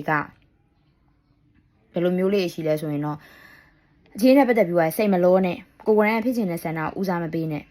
တခါတလေကျရင်ကိုယ့်ရဲ့အတ္တကြီးဖို့ကိုယ့်ရဲ့စိတ်လောမှုကိုယ့်ရဲ့စိတ်ဆက်မှုကြောင့် relationship နဲ့ပတ်သက်ပြီးသွားရင်ကိုကလက်တလောမြန်ဆန်တော်ပြရနဲ့လမ်းကနေလမ်းခွဲမယ်ရုပ်တရက်ပြောလိုက်တဲ့စကားတကယ်အတီးဖြစ်သွားပြီးတော့အပြက်ကနေနှာခေါင်းသွေးထွက်တဲ့အနေအထားမျိုးလေးရှိတယ်အဲ့တော့ပိုင်တူးလေးတွေနဲ့စကားပြောတဲ့နေရာမှာဂယိုးဆိုင်ပါတတိထားပါလွယ်ကူထွက်သွားမယ့်အကြောင်းကိုမတွေးပါနဲ့ဆိုတဲ့ပုံစံမျိုး Alice ကိုပြောထားတယ်မြင်ရတယ်အဲ့ခုတော့ပြောချင်တယ်ဒီပိုင်တူးလေးတွေထဲမှာ LDRs relationship တွေပါရင်ဂယိုးဆိုင်ပြီးအဝေးရောက်နေတာဖြစ်တဲ့အတွက် relationship နဲ့ယောက်ျားထဲမှာတန်လျာစိတ်တွေကြောင့်အဆင်မပြေရတာထပ်ဝေးရတဲ့ကိစ္စတွေ လမ်းခွဲလိုက်ရတဲ့ကိစ္စမျိုးတွေပေါ်တတ်တယ်တဲ့အဲ့တော့ဂရုစိုက်ပေးဖို့ပြောချင်တာအထူးသဖြင့်ကိုရန်ကသတိထားရင်တော့ပို့ပြီးတော့ကောင်းတယ်ပေါ့နော်အဲ့ဒါလေးတော့ Alice ပြောချင်တယ် relationship နဲ့ပတ်သက်ပြီးသွားရင်ကိုရိုင်းကလေစိတ်ချမ်းသာစရာလေး romantic ဆန်စရာလေးပေါ်တတ်တယ်ဆိုတဲ့ပုံစံမျိုးလေးတော့ Alice ကမြင်ရတယ်အထူးသဖြင့်9လပိုင်းနဲ့9လပိုင်းနဲ့မှာ relationship နဲ့ပတ်သက်ပြီးသွားစမ်းပွင့်တယ်စမ်းမြင့်တယ်လို့ပြောလို့ရတဲ့အခြေအနေမျိုးကိုမြင်ရဖြစ်တဲ့အတွက်ကိုယ့်ရဲ့အနီးနားမှာကိုစိတ်ချမ်းသာအောင် relationship နဲ့ပတ်သက်ပြီးတော့ထားပေးမဲ့သူတွေsingle လေးတွေဆိုလဲအခြေအနေမှာကွာကိုယ့်ရဲ့ relationship နဲ့ပတ်သက်ပြီးတော့ကိုယ့်ကိုကွာအဲ့လိုမျိုးဥတီပြီးတော့ပိုးလာမဲ့သူတွေပေါ့အဲ့လိုပုံစံမျိုးကြီးရှိနေတယ်ဆိုတော့ Alice အခြေအနေမျိုးတော့ Alice ကတော့မြင်ရတယ်ဒါပေမဲ့ Alice တခုတော့ပြောချင်တယ်ပိုင်တူးလေးတွေကလေကိုကလေဘယ်လိုပြောရမလဲရွှေတောင်ကြီးမှတ်ပြီးတော့အဲ့ဒီလူကိုအများကြီးအထင်ကြီးပြီးတော့မှအဲ့ဒီလူရဲ့ dark side ကိုမြင်လိုက်ရမှာဟာပိုးလို့ပလက်တွေလည်းအမလီဒီလိုကဒီလိုပါလားဆိုပြီးတော့တရုတ်မှန်တွေကိုမြင်ရတတ်တယ်သိလားအဲ့တော့တယောက်နဲ့ပတ်သက်မယ်ဆိုရင်ဘယ်လိုပဲဖြစ်ဖြစ်ကိုပေါ်မှာကောင်းအောင်အရန်ကိုကွာကိုပေါ်မှာအရန်ကောင်းပါတယ်အရန်ကိုအဆင်ပြေပါတယ်ဆိုတဲ့လူပဲဖြစ်ဖြစ်တရုတ်မှန်ကိုမြင်အောင်ကြည့်ပါတရုတ်မှမမြင်မဲနဲ့အရင်ကြီးဆိုအထင်ကြီးရမျိုးစိုးယုံတာမျိုးမလုံးနဲ့ဒါကလူအသစ်အနေနဲ့ပြောတာအဲ့တော့အခုမှ relation ရစထားမဲ့သူတို့ကိုကအခုမှ single ကိုကဒီတိုင်းချေးနဲ့ပတ်သက်ပြီးတော့ date ကြည့်မယ်ဆိုတဲ့အခြေအနေမျိုးတို့ပါလို့ဆိုရင်တော့ဒါပို့ပြီး queue site တင်တယ်လို့ Alice ကတော့ပြောချင်တယ် relation နဲ့ပတ်သက်ပြီးခုနကလိုမျိုးဟာကနေဟင်ကနေဖြစ်တော့တဲ့အထိကွာတည်ရမလားအဲ့လိုချေးနဲ့ပတ်သက်ပြီးတော့ true စမ်းစမ်းလေးဖြစ်ရတဲ့ပုံစံမျိုးလို့ Alice ကတော့တွေ့ရနော်ဒါပေမဲ့အဲ့လိုပိုင်တူးလေးတွေကဒီ2026ထဲမှာပေါ့နော် relation နဲ့ပတ်သက်ပြီးIS လေးတွေအနေနဲ့ဗာသတိထားမယ်ဆိုရင်ခုနက Alice ပြောလို့ပဲ LDRS ကို queue site ပေးဝေးနေတဲ့အချိန်မှာနည်းတန်ရစိတ်လေးအကြောင်းအဆင်မပြေတာမျိုးဖြစ်တတ်တယ် single လေးတွေကကြတော့ခုနကလိုမျိုးနည်းနည်းတော့ကိုယ့်ထပ်ပို့ပြီးကျွမ်းကျင်တဲ့လူနဲ့တွေ့တတ်တာမဟုတ်လို့ပက်လက်လန်တတ်တယ်ပေါ့အဲ့တော့အခြေအနေနဲ့ပတ်သက်ပြီးတော့ကန်ကောင်းလားဘယ်အချိန်မှာ queue site ရမယ့်အရာတွေပါလဲဆိုရင်တော့ကန်ကောင်းလားဆိုရင်တော့ Alice မြင်ရတဲ့တော့ကအခြေအနေနဲ့ပတ်သက်ပြီးတော့ကန်တော့ 100% ရောညံ့မနေဘူးခုနကအရာရောသတိထားရမယ်တို့ပေမဲ့တွေ့ရတဲ့လောက်ကကြတော့လေတေချာတော့ဒီပိုင်တူးထဲမှာရှိတဲ့ single တွေက2026ထဲမှာတော့တေချာပေါက်ရီးစားရဖို့ percentage များတယ်100မှာ80%ရနိုင်တယ်20%ကတော့ရဖို့အတွက်ရာခိုင်နှုန်းနည်းတယ်ပေါ့နော်အဲ့တော့အဲ့မတိုင်ကမှာခုနကလည်းမကောင်းတဲ့လူတွေနဲ့တွေ့နိုင်တဲ့ပုံစံမျိုးလေးရှိရဖြစ်တဲ့အတွက် queue ရော site ပေးအခြေရတော့ကံမကောင်းတဲ့နေရာမှာမပါဘူးတို့ပေမဲ့လည်း queue site ရမယ့်အရာတွေများရဲ့ကာလဖြစ်တဲ့အတွက်နှစ်ဖြစ်တဲ့အတွက်ကိုရန်ကသတိထားပြီးပါတို့ပေမဲ့စမ်းပွင့်မဲ့အချိန်တွေလည်းရှိနေရဖြစ်တဲ့အတွက်ကိုတော့ကရွေးချယ်စရာရှိရင်ရွေးတာရွေးအားမနာနဲ့တီးလားရွေးချယ်စရာရှိတဲ့အချိန်မှာမရွေးဘဲနဲ့စွတ်ကြီးလေးအရင်အော်ငါသူငါ့ကိုချစ်တာပဲဆိုပြီးစွတ်ကြီးခေါင်းရဲ့ပြီးခုနကလည်းမျိုး Alice ပြောတဲ့မျိုးပါစိတ်မလှုပ်ရှားနဲ့စိတ်အရင်မြန်ဆန်အချင်းမြတ်ချက်တွေမချနဲ့မှားတတ်တယ်တေချာစဉ်းစားပါလို့ Alice ကတော့ပြောချင်တဲ့အခြေအနေနဲ့ပတ်သက်ပြီးသွားရင်เนาะဒါကတော့အခြေပြီးတော့ Alice တို့ပညာရေးနဲ့ပတ်သက်ပြီးသွားရင်เนาะကိုတိုင်းကများသောအားဖြင့်2026ရဲ့ energy ရတယ်ပိုင်လူလေးတွေအတွက်ကိုရွေးချယ်မှုမှားပြီးတော့မှပိုကောင်းတဲ့ຢာတွေရောက်လာတာမျိုးဆိုတော့အဲ့လိုပညာရေးနဲ့ပတ်သက်ပြီးတော့လည်းလေသူ့ရဲ့ energy ကဘယ်လိုမျိုးလဲဆိုတော့အဲ့လိုခုနကလည်းမျိုးထားတဲ့ဘက်ဂျာမန်စာတက်ရမလားအင်္ဂလိပ်စာတက်ရမလားဂျပန်စာတက်ရမလားဆိုပြီးရွေးချယ်ပြီးတော့မှထားတဲ့ဘက်ဂျာမန်ကြီးကိုအရင်သွားပြီးရွေးလိုက်ပြီးတော့တင်တန်းလေးနှစ်လောက်တက်ပြီးတော့မှဟာငါဂျာမန်အဆင်မပြေဘူးတော်ပြီးဂျပန်စာပဲတက်တော့မယ်ဆိုပြီးဂျပန်စာတက်လိုက်ကမှဂျပန်စာကိုလမ်းကြောင်းမှန်ပေါ်ဆွဲခေါ်ပြီးသွားတာမျိုးအဲ့လိုမျိုးကွာပထမဆုံးလိုက်တဲ့ရွေးချယ်မှုကမှားသွားတယ်ဒါပေမဲ့နောက်ရွေးချယ်မှုကကိုယ့်တက်အရန်မှန်ပြီးတော့အဲ့လိုအမြင့်နေတက်နိုင်တဲ့အနေအထားမျိုးလေးရှိရပြီးတော့ပိုင်တူးလေးတွေက2026ထဲမှာပညာရေးနဲ့ပတ်သက်ပြီးသွားရင်လမ်းမှန်တွေပေါ်တတ်တယ်9လပိုင်းကျော်ရင်တို့အတွက်ကိုပို့ပြီးတော့ကောင်းတဲ့ step by step ဖြစ်နိုင်တဲ့အနေအထားမျိုး Alice မြင်ရတယ်အဲ့တော့ human set တွေရောက်နိုင်တာမျိုးအထူးသဖြင့်ကျောင်းပြီးလို့အလုပ်ရတာမျိုးတွေသိလားအဲ့လိုဒီကျောင်းကနေဆင်အခွင့်အရေးကောင်းတွေရတာမျိုးတွေအဲ့လိုငွေကြေးအလုပ်အကိုင်နဲ့ပတ်သက်ပြီးတော့ပညာရေးကတဆင့်ရနိုင်နေဆိုတော့ဘယ်လိုပြောရမလဲ scholar ရတာမျိုးတို့သိလားအဲ့လိုဒီအလောက်ကကျောင်းကနေပြီးတော့ချိတ်ဆက်ပြီးရအလောက်ကန်ရတာမျိုးတို့သိလားအဲ့လိုမျိုးကပို့ပြီး step by step မြင့်တက်သွားနိုင်တဲ့အခြေအနေမျိုးရှိရဲ့အခွင့်အလမ်းတွေကိုဘဝတွေကိုရောက်လာနိုင်တဲ့ဆိုတဲ့ပုံစံမျိုးလေးတွေတော့ Alice ကတော့အဲ့လိုမြင်နေရတယ်ပေါ့နော်အဲ့တော့ပညာရေးနဲ့ပတ်သက်ပြီးသွားရင်တော့ကောင်းတဲ့အခွင့်အရေးလို့ Alice ကတော့ကတ်တွေရပြတဲ့လောက်ကတော့တွေ့ရပါတယ်နော်ပညာရေးနဲ့ပတ်သက်ပြီးတော့နောက်တစ်ခုဗာလေး queue site ပေးရအောင်လဲဆိုရင် Alice တို့ခုနကပြောသူမျိုးပဲရွေးချယ်မှုမှားတာမျိုးတွေဗာမျိုးတွေနည်းနည်းသတိထားပေးရမယ့်အခြေအနေမျိုးရှိတယ်အထူးသဖြင့်အဝေးမှာပညာသင်ကြားနေရတဲ့သူတွေ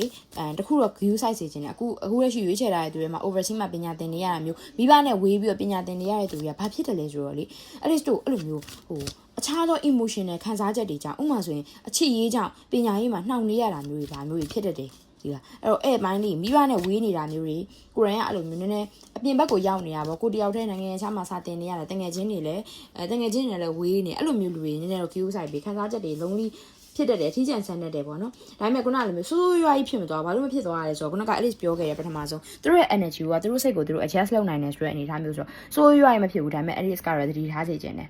နော်အဲ့တော့နောက်ကကျလူမှုရေးပေါ့နော်လူမှုရေးနဲ့ပတ်သက်ပြီးသွားရင်2026ထဲမှာကောင်းတဲ့အရာတွေဖြစ်ဖို့များပါတယ် နော်ကိုတိုင်ကလေကိုရဲ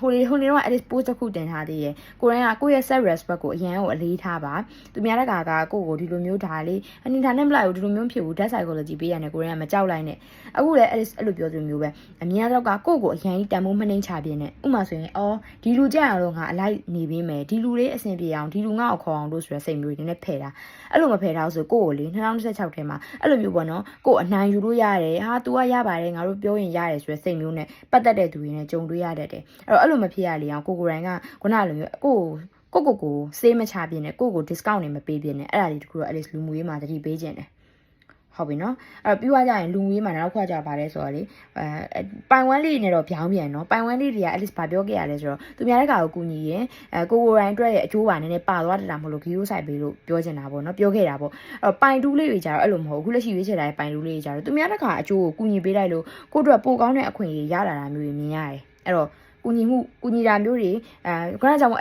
ပထမဆုံးအကြောင်းကိုဆူတောင်းခဲ့ရလေပေးကန်းဆွန်ကျဲနိုင်တာမျိုးကိုကပေးချင်တဲ့သူကိုပေးနိုင်တဲ့လူမျိုးမိသားစုကိုလည်းမိသားစုလျောက်ပေါ့နော်အဲ့လိုမျိုးလုပ်ပေးလိုက်လို့ကိုရိုင်းကကိုအတွက်ကိုအခွင့်အရေးကောင်းမွန်တဲ့အရာတွေလက်ခံရရှိနိုင်ပါရဲ့ဆိုတဲ့ပုံစံမျိုးလေးတော့မြင်ရတယ်နော်ဒါပေမဲ့တခုတော့ပြောချင်တယ်အရန်လေကိုတငယ်ချင်းတွေကမြှူဆွဲလို့အရန်အပြင်ထွက်တာမျိုးတွေဗာမျိုးတွေလူမွေးနဲ့ပတ်သက်ပြီးတော့ကိုလေအဲ့လိုကိုမလုပ်တဲ့အရာကြီးကိုလုပ်တာတင်ပေးမဲ့လူတွေရောပေါ်လာတတ်တာမဟုတ်လို့နည်းနည်းတော့သတိထားပြီဥပမာဆိုအရန်မတောက်တော့ဆိုအရန်တောင်တင်ပေးရအပြင်သိမ့်မထွက်တဲ့သူဆိုအပြင်ထွက်အောင်မရရအောင်ခေါ်တဲ့လူတွေနဲ့တော့စုံတွေ့ရတတ်တာဖြစ်တဲ့အတွက်နည်းနည်းတော့အဲ့လိုပေါင်းသိမ်းမျိုးဆိုရင်တော့ပေါင်းกว่าဒါပေမဲ့သူတို့ထွက်တိုင်းလိုက်ထွက်တာမျိုးသူတို့သွားတိုင်းလိုက်သွားတာမျိုးတော့ကိုယ့်ဘက်ကနည်းနည်းတော့ဆင်ကျင်ရှောင်ကျင်ပြီးဂရုစိုက်ပေးရမယ့်အခြေအနေမျိုးမှာရှိရလို့ Alice ကတော့ပြောချင်တယ်ဟုတ်ပြီနော်အဲ့တော့နောက်ဆုံးအနေနဲ့ Alice ဗာလေးကြည့်ပေးမလဲဆိုရင်တော့ဒီပေါ့ Angel message လေးပေါ့နော်ဒီ2026မှာကိုယ့်ရဲ့အတွက်ကို Angel တွေကဘယ်လိုမျိုး message ကိုပေးခြင်းလဲအဲ့တော့ဗာပေးခြင်းလဲဆိုတော့ကိုယ့်အတွက်ကိုအခွင့်အရေးကောင်းနေအခွင့်အရေးသစ်တွေရှိနေပါတယ်တဲ့ပြီးွားရင်လေကိုယ့်အတွက်ကိုတခါမှမလုပ်ဘူးတဲ့အရာမျိုးတွေလုပ်ခွင့်ရနိုင်တဲ့အနေထားမျိုးအဲ့တော့ကိုယ်ကစွန့်စားကြည့်ပါလုပ်ကြည့်ပါဆိုတဲ့အခြေအနေမျိုးလေးတွေတော့ပြထားတယ်ရှုံးနေမှာကိုမကြောက်နဲ့ရှုံးနေစရာတော့ရှိလားဆိုရင်တော့ရှိတယ်ဒါပေမဲ့ကိုသွားကျင်တာအောင်မြင်တဲ့အနေထားတစ်ခုကြီးသွားကျင်တာအဲ့တော့အောင်မြင်တဲ့တစ်ခုကိုရောက်ဖို့အတွက်ရှုံးနေနေတဲ့အရာကြီးကိုမကြောက်နဲ့ခုနက Alice တို့ပြောခဲ့တဲ့လိုမျိုးပဲပေါ့ပြီးတော့ကြတော့လေကိုတိုင်ကဘယ်လိုမျိုးလဲဆိုတော့သိရမလားအဲ့လိုတစ်ခါလေးကြာရင် Alice မြင်ရတဲ့လောက်ပေါ့နော်သူက Angel တွေကဘယ်လိုပြောထားလဲဆိုတော့ကိုတိုင်ကိုလေးအဲ့လိုမျိုးတန်ကြီးကိုက်လိုက်တဲ့ပုံစံမျိုးပေါ့တည်တာဥပမာဆိုရင် Alice ကနားရှိမှပြောခဲ့တဲ့အကိဘာသာစကားတစ်ခုလေးလာတယ်ဂျာမန်စကားတက်တယ်2လအဆင်မပြေဘူးနောက်တစ်ခုတက်လိုက်တယ်ဂျပန်မှာအဆင်ပြေနေတဲ့ဂျပန်လေးလာမှာအဆင်ပြေနေတဲ့ဥစ္စာကိုငါအရင်တော့ကလည်းဂျာမန်တော့ကလည်း2လလောက်ပဲတက်ခဲ့တာအခုဂျပန်လည်းအဆင်မပြေပါဘူးဆိုတဲ့စိတ်ကိုမဟုတ်တွေးနဲ့ဒါကဟိုကကိုနဲ့မကိုက်ညီလို့ကိုရက်လိုက်တာဒါမှန်ကန်တဲ့လုံရက်ဆက်သွားနေရမျိုးမဟုတ်ဘူးအဆင်မပြေနိုင်မှန်းသိရနဲ့ဆက်သွားနေရမဟုတ်ရနဲ့ရက်လိုက်တာကိုရန်ကအခုကျတော့ဒါကိုဒီဟာကြီးကိုတေချာလုပ်မယ်ဆိုပြီးတွေးထားတဲ့အရာဖြစ်တဲ့အတွက်ကိုတေချာပြီးလို့ဆုံးဖြတ်တဲ့အရာပေါ်မှာတန်တရားစိတ်မထားပါနဲ့ဆိုပြီးတော့ Alice တို့ရဲ့ဒီAngel message လေးတွေအရာပေးထားတယ်ပေါ့နော်နောက်တစ်ခုကကြာခုနလိုမျိုးလက်စတွေအမြဲတမ်းမကြံပစ်စီနဲ့တခါတလေပဲကောင်းတယ်ခုနက Alice ပြောခဲ့တယ်ရှေ့မှာပြောခဲ့လက်စတွေဖြစ်တဲ့အနေအထားမျိုးတော့ရှိနိုင်တယ်ဒါပေမဲ့အဲ့ဒါဖြစ်ပြီးတော့နောက်ထပ်ပိုကောင်းတဲ့အခွင့်အရေးလာတတ်တယ်Alice တို့ကကန်ဆိုတာအမြဲတမ်းလေနမိတ်ဖက်တဲ့သူရဲ့ပြောစကားကိုပဲနားထောင်နေရမှာမဟုတ်ဘဲနဲ့ကိုယ့်အကိုလည်း adjust လုပ်နိုင်ရမယ်ကိုယ့်ကံကိုပြင်နိုင်ဖို့ကကိုယ့်ရဲ့စူးစမ်းအားထုတ်မှုပေါ်မှာမူတည်တာအဲ့တော့ပြောချင်တာ Alice ကပြောရဲတခါအခွင့်အရေးဆုံးရှုံးမယ်နောက်တစ်ခါဆိုရင်ပိုကောင်းတဲ့အရာရောက်လာမယ်အကယ်၍ထားလိုက်ပါတော့ပထမတစ်ခါဆုံးရှုံးသွားရင်နောက်တစ်ခါပိုကောင်းတဲ့အခွင့်အရေးရောက်လာရင်အဲ့တစ်ခါမှကိုမစူးစမ်းလို့ဆိုရင်မရနိုင်တော့ဘူးမရဘူးအဆင်မပြေဘူးပေါ့နော်အဲ့တော့အဲ့တစ်ခါကျရင်တော့ပို့ပြီးစိတ်အားတူတာထက်တန်ဆိုတာနဲ့ငါအောင်မြင်ပါပဲငါလုံးမရမယ်ဆိုရယ်စိတ်မျိုးနဲ့တွားပါဆိုရယ်ပုံစံမျိုးတော့ကလေးတွေကပြပေးထားပါတယ်ဒါတော့ Angel message လေးဖြစ်ပါတယ်အဲ့တော့ဒါ Alice တို့ပိုင်တူးလေးကိုအဆုံးထိနားထောင်ပေးရတဲ့အတွက်အများကြီးကျေးဇူးတင်ပါတယ်နောက်ထပ်ပိုင်လေးတွေမှာလည်းပြန်ပြီးတော့ Alice တို့တွေ့ကြမယ်နော်အားလုံးပဲတက်တာပိုင်3လေးတွေအားလုံးပဲမင်္ဂလာပါလို့ Alice ကနှုတ်ဆက်ချင်ပါတယ်ဆိုတော့2026အတွက်ကိုကိုယ့်ရဲ့ကံကြမ္မာအတက်ကြကဘယ်လိုဖြစ်မလဲဘာဖြစ်လာဖို့ရှိလဲဆိုရယ်ဟာလေးကိုပေါ့နော်စိတ်လှရှားနေပြီလားပေါ့နော်ဆိုတော့ Alice ကဒီပန်3လေးတွေအတွက် reading လေးကိုစပြီးတော့မပြောခင်မှာပထမဆုံးအနေနဲ့ပန်3လေးတွေအနေနဲ့ပေါ့နော်ဒီ2026မှာကိုတိုင်ကကိုလှုပ်ချင်တဲ့အရာမှန်သမျှကိုအကောင့်တွေဖော်နိုင်ပြီးတော့အမှားနည်းစွာနဲ့ရွေးချယ်မှုတွေအမြဲတမ်းမှတ်ကန်နိုင်ပါစေလို့ Alice ကဆုတောင်းပေးပါတယ်။ဒါ့အပြင်အရေးကြီးတဲ့အရာကတော့စိတ်ချမ်းသာဖို့ပေါ့နော်။စိတ်ချမ်းသာဖို့ကတော့လူတိုင်းအတွက်အရေးကြီးပါတယ်။အဲ့တော့ကိုတိုင်ကလည်းစိတ်ချမ်းသာနဲ့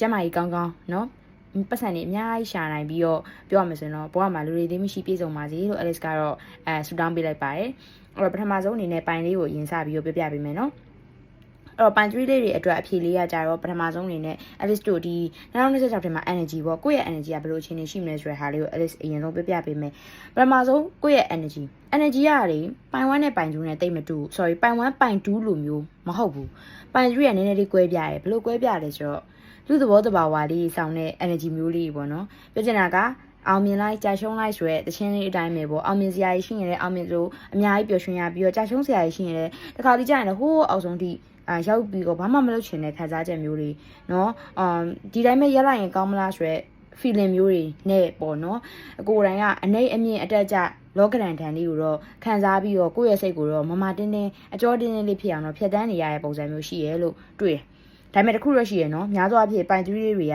ပိုင်1ပိုင်2လိုမျိုးလေးအော်လျှော်လိုက်ပါမယ်တော်ပါပြီသူ့ကိုလှုပ်ပေးလိုက်ပါမယ်ဆိုတဲ့ပုံစံမျိုးမတွေးဘဲနဲ့နည်းနည်းတော့အကျော်တင်တယ်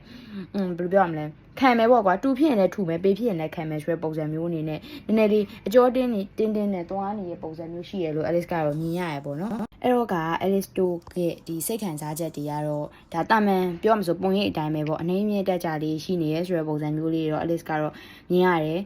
်ပြောရမယ်ဆိုရင်ဒီအကျော်တင်းနဲ့ဒါပေမဲ့နော်ပိုင်3တွေက2026ထဲမှာတော်တော်လေးကိုပြောရမယ်ဆိုရင်တော့သူများတကာအတွက်ကိုဦးစားပေးကြည့်တက်တယ်ပေါ့နော်စိတ်လေးတွေကလည်းမပြတ်ပဲနဲ့တချို့တစ်ခုခုဆိုရင်ကိုယ်တိုင်ကဆောင်ရွက်ပေးချင်တာကူညီပေးချင်တာဒီလိုမျိုးစိတ်လေးတွေကလည်းအများတန်းရှိရပြောမှဆိုတော့ဆွန့်လွတ်ပေးတယ်ဆိုတဲ့စိတ်ခံစားချက်ပေါ့ရတယ်သူကိုအကျိုးရမရဂီးမဆိုင်ဘူးရတယ်ဒီသူများတကာအကျိုးဖြစ်စေမဲ့အရာဆိုရင်ပေးလိုက်မယ်ကမ်းလိုက်မယ်ရေရောလိုက်မယ်ဆိုတဲ့ပုံစံမျိုးလေးလည်းရှိနေတဲ့အနေအထားမျိုးလေးမြင်တယ်အဲ့ဒါကြောင့်မို့လဲလေဒုက္ခမရောက်ဘူးတကယ်တမ်းပြောရမယ်ဆိုရင်တော့ပိုင်3လေးတွေကအပေါ်ရမှာဒါနေတတ်တယ်ထိုင်တတ်တယ်သူ့အကြီးอ่ะဗောနော်သူ့ feeling နဲ့သူဘယ်လိုပြောရမလဲနေတတ်တယ်ပေါ့အဲ့လိုမျိုးထင်ရပါမယ်တကယ်တမ်းကျတော့ပိုင်3လေးတွေကခုနကအရှိမ Alice ပြောခဲ့တယ်လို့မျိုးပဲသူတစ်ပါးရဲ့အခက်အခဲကပါတယ်သူတစ်ပါးလိုချင်တဲ့ဥစားကပါတယ်တေချာလေးကိုမှတွေးပြီးတော့သူတို့ကြီးကူညီပေးချင်တဲ့စိတ်ခံစားချက်လေးလည်းရှိတယ်တဲ့နော်အဲ့တော့ကိုယ့်ရဲ့တယောက်တည်းအတွက် energy ကိုပြောရမယ်ဆိုရင်တော့အောင်မြင်လိုက်ကြာရှုံးလိုက်ပေါ့ဒါပေမဲ့အကျော်တင်းစွာနဲ့ဖြတ်တန်းနေပါတယ်2026ကိုလည်းဘယ်သူမှလည်း queue မဆိုင်ဘဲနဲ့ပေါ့နော်ဒါကြရင်လည်းလေစိတ်ညစ်စရာကြီးများလာတဲ့ခါကျရင် queue ဆိုင်မနေနိုင်တော့ဘူးတိလားအဲ့လိုမျိုးလူတကာတွေးနေတဲ့တွေးတွေကိုငါအာရုံစိုက်ရမှာတော်ပြီငါအတွက်ငါပဲစဉ်းစားတော့မယ်ဆိုတဲ့စိတ်မျိုးနဲ့ဆက်သွားနေတဲ့အနေအထားမျိုးလေးရှိပါတယ်လို့ Alice ရဲ့ကတ်လေးတွေကတော့ပြပြထားပါတယ်အဲ့တော့ Alice တို့စီးပွားရေးအကြောင်းလေးကိုစပြီးပြောကြအောင်ပေါ့နော်အဲ့တော့စီးပွားရေးနဲ့ပတ်သက်ပြီးရင်တော့ပိုင်3လေးတွေရဲ့အခြေအနေကတော့ business နဲ့ပတ်သက်ပြီးရင်ကိုယ်တိုင်ကလေရှေ့ကပိုင်1ပိုင်2လိုမျိုးမဟုတ်ဘဲနဲ့အစုအဖွဲ့တွေနဲ့ပူးပေါင်းလှုပ်ဆောင်တာအဖွဲ့အစည်းတွေနဲ့ပူးပေါင်းလှုပ်ဆောင်တဲ့လုပ်ငန်းမျိုးတွေအောင်မြင်နေတဲ့ပုံစံမျိုးအဆင်ပြေနေတဲ့အနေအထားမျိုးလေးမြင်ရတယ်ဒါပေမဲ့လေဒီနည်းနည်းပင်ပန်းရတတ်တယ်ပေါ့နော်ဒီ business ဒီလုပ်ငန်းကိုင်အလုပ်ကိုင်နဲ့ပတ်သက်ပြီးတော့ပင်ပန်းနဲ့ပြောမှဆိုရင်တော့ရှေ့မှာတည်ဆောင်ခဲ့တဲ့ຢာကြီး2026ထဲမှာဒီຢာတွေကပင်ပန်းလာတာမျိုးမဟုတ်ဘဲနဲ့ရှေ့မှာနည်းနည်းချင်းစီstress တွေပြီးခဲ့တဲ့ຢာတွေက2026ထဲမှာပို့ပြီးတော့သိရမလားဝလုံးကြီးကိုကိုယ်တိုင်ကထမ်းထားရတယ်လို့မျိုးပေါ့နော်အဲ့လိုမျိုးပို့ပြီးစိတ်ပင်ပန်းလာတဲ့ပုံစံမျိုးရှိရလို့ Alice ရဲ့ academic တွေကပြတယ်တို့ပေမဲ့အဲ့လိုပြနေမယ်တစ်ဖက်ကကျတော့ခုနကရှေ့မှာလည်း Alice ပြောခဲ့ငါသူများတကာကိုငါမိသားစုအတွက်ငါအတွက်ဒါပြီးတော့ငါဒီလိုလုပ်ရင်ငါဒီຢာကိုကောင်းတဲ့အရာဖြစ်မယ်ဆိုတဲ့စိတ်မျိုးနဲ့တော့အတင်းပြီးတော့ရှေ့ဆက်သွားနေတဲ့အနေအထားမျိုးလေးတော့မြင်ရပါတယ်အဲ့တော့စီးပွားရေးနဲ့ပတ်သက်ပြီးသွားရင်တော့စိတ်အားတင်းမှုတွေနဲ့အတူလမ်းလျှောက်နေတယ်လမ်းဖောက်နေတယ်ဆိုတဲ့ပုံစံမျိုးလေးတွေတော့တွေ့တယ်နော်ပြီးတော့နောက်တစ်ခုကကြာဗါလဲဆိုတော့မိသားစုဘက်ကနေပြီးတော့ကိုစီးပွားရေး business နဲ့ပတ်သက်ပြီးတော့အကောင့်တွေဖော်စီခြင်းတဲ့ကိစ္စတစ်ခုခုလုပ်စီခြင်းတဲ့ကိစ္စတစ်ခုခုကိုကမ်းလှမ်းလာတာမျိုးလုပ်ခိုင်းတာမျိုးလေးရှိတတ်တယ်အဲ့လိုမျိုးကြာရင်လည်း Alice တို့ရေမဆိုင်မတော့ပဲနဲ့ပြောရမှာစင်တော့ Alice ကတော့လှုပ်တင်တယ်ဆိုတဲ့အခြေအနေမျိုးအဖြစ်မျိုးကိုပေးခြင်းတယ်မိသားစုဘက်ကနေကိုယ့်တစ်ခုလုပ်ခိုင်းစီခြင်းတာအကောင့်တွေဖော်စီခြင်းတဲ့အရာမျိုးရှိရင်အဲ့ season အတိုင်းသွားကြည့်ပါလုပ်ကြည့်ပါအဲ့ဒါကိုယ့်အတွက်ကိုအဆင်ပြေမဲ့အရာမျိုးဖြစ်နေတယ်ဆိုတဲ့အနေအထားလေးတော့ Alice တွေ့ရတယ်နော်ဒါပေမဲ့တခုတော့ရှိရဲအဲ့ဒါဘာလဲဆိုတော့ကိုတိုင်ကလေဘာမှမဖြစ်ပါဘူးကွာဒီတိုင်းပဲငါတို့လုံနေကြပုံမှန်ဟာပဲဆိုပြီးတော့ထားလိုက်တဲ့အရာတွေကကိုအတွက်ကိုမတိမကြရဲ့အရာတွေအဖြစ်ကိုပြောင်းလဲနိုင်တယ်အဲ့တော့ပြောချင်တာကအထူးသဖြင့်ကိုပိုင်စည်းဝါးရေးလုံနေတဲ့သူတွေဒီလားသိရမလားလမ်းတွေကတော့ဖွင့်နေပါတယ်ဘာမှဖြစ်ဘူးအေးဆေးပဲဒါပေါ့ပါပဲတော့ backup plan တွေမထားတဲ့သူတွေခံရမယ်နော်ပိုင်3တွေထဲမှာစီးပွားရေးနဲ့ပတ်သက်ပြီး backup plan မထားတဲ့သူတွေခံရတတ်တယ်ဒီလားခံရတယ်ဆိုတာပြောချင်တာကွာbackup plan မရှိတော့တကယ်တိုင်းကိုလုံနေတဲ့အကျိုးရလဒ်တွေအဆင်မပြေတဲ့အခါကျရင်ကိုယ့်အတွက်ကိုနောက်ထပ်ရွေးချယ်စရာအခြားသော choice ပေါ့နော်ရွေးချယ်စရာမရှိတဲ့ပုံစံမျိုးပေါ့အဲ့လိုပုံစံမျိုးလေးတွေဖြစ်တတ်တယ်လို့ Alice ကတော့မြင်ရတယ်တခါလေးကျရင် Alice တို့ကစီးပွားရေးနဲ့ပတ်သက်ပြီးဝိုင်းမြင်ရတော့ကပြောရမယ်ဆိုရင်တော့ကွာကိုယ်တိုင်ကကွာလုံလောက်ကြီးသိရမလားဒီ ဒီအချိန်တွေရောက်နေလို့ဆိုတော့လုံလောက်ကြီးဒီထက်ပိုကောင်းတဲ့ຢာတွေရောက်မှာပဲဆိုပြီးတော့တွေးတတ်တဲ့အချိန်ကြီးရှိတတ်ကြရလေနော်အဲ့တော့ business နဲ့ပတ်သက်ပြီးရင်လည်းကိုယ်တိုင်းကခုနလည်းမျိုးကိုယ့်အချိန်တွေထပ်ပို့ပြီးတော့ကောင်းတဲ့ຢာတွေရမှာပဲဆိုပြီးမျှော်လင့်ပြီးတော့ပို့ပြီးတော့ကွာအဲ့လိုအဆင်ပြေခြင်းနဲ့ဆိုတဲ့စိတ်မျိုးလေးပေါ့နော်ဝင်တတ်တယ်ပေါ့နော်အဲ့လိုသဖြင့်များသောအားဖြင့်တော့လေဒီပိုင်3လေးတွေကငွေကြေးနဲ့ပတ်သက်ပြီးရင်တော့အဲ့ဒီမြင်ရတဲ့ကတော့ဘယ်နာပိုင်းလောက်ထဲမှာကန်ကောင်းနိုင်မလဲဆိုရင်တော့9လပိုင်းတို့မာတို့မှာတော့ကန်ကောင်းနိုင်တယ်ငွေချင်းနဲ့ပတ်သက်ပြီးသွားရင်တော့အလုံးရင်းနဲ့ဝင်ဖို့တွေအဆင်ပြေဖို့တွေရှိလားဆိုရင်တော့အဲ့ဒီမြင်ရတော့ကန်ပါတယ်သိလားများသောအားဖြင့်ငွေနဲ့ပတ်သက်ပြီးသွားရင်တော့ကိုယ်တိုင်ကအဲ့လိုမျှော်လင့်နေတဲ့အရာတွေကန်ကောင်းမဲ့အရာတွေရှိလာနိုင်တယ်ဆိုတဲ့ပုံစံမျိုးလေးတွေမြင်ရတော့လေငွေချင်းနဲ့ပတ်သက်ပြီးသွားရင်တော့အဲ့လို9လပိုင်းလောက်3လပိုင်းလောက်မှာနည်းနည်းပါထီတွေပါကန်ဆန်းတာမျိုးတွေနော်အမွေရတာတို့ထီပေါက်တာတို့သိလားပိုင်ဆိုင်မှုတွေတိုးနိုင်တဲ့အနေအထားမျိုးတွေရှိတယ်အဲ့ဒါပိုင်1ပိုင်2ပိုင်3တွေမှာပိုင်3တခုပဲရတဲ့အခွင့်အရေးเนาะအဲ့တော့အခုလက်ရှိယူရိုကိုပြောနေတယ်ဆိုတဲ့အရာလေးတွေတော့နည်းနည်းလေးတော့သတိထားပေးစေချင်တယ်3လပိုင်းတို့9လပိုင်းတို့မှာတော့ကိုရီးယားနည်းနည်းလေးကန်ဆန်းကြည့်တာမျိုးတွေเนาะကိုယ့်ရဲ့ကန်ကိုကန်ဆန်းကြည့်ရဆိုပြီးတော့လောင်းကစားတွေဘာတွေမဟုတ်ဘဲနဲ့ Alice ကတော့ပို့ပြီးတော့ဘယ်လိုပြောရမလဲဘယ်လိုပြောရမလဲတမတ်ဖြစ်တဲ့ဒီပေါ့နော်ထီတို့ဘာတို့တော့ပို့ပြီးကန်ဆန်းစေခြင်းနဲ့ပြီးတော့ကျတော့ရုပ်တရက်ဆိုလို့အမွေရတာပတ်စံရဖို့အတွက်အကြောင်းဖန်လာတယ်ဆိုတော့အနေအထားမျိုးလေးဖြစ်တတ်တယ်ဆိုတော့အနေအထားတွေတော့ Alice ကတော့ပြောခြင်းတယ်ဟုတ်ပြီနော်ဒါစီးပွားရေးအခြေအနေနဲ့ပတ်သက်ပြီးသွားရင်တော့အမှန်တိုင်းပြောရမယ်ဆိုရင် relation နဲ့ပတ်သက်ပြီးရင်ကန်ကောင်းတာမျိုးတွေ single ISD ဘယ်လိုအခြေအနေမျိုးတွေကြုံတွေ့ရနိုင်မလဲဆိုရင်တော့Alice မြင်ရတဲ့လောက်ကတော့အခြေအနေနဲ့ပတ်သက်ပြီးသွားရင်ပိုင်3လေးတွေ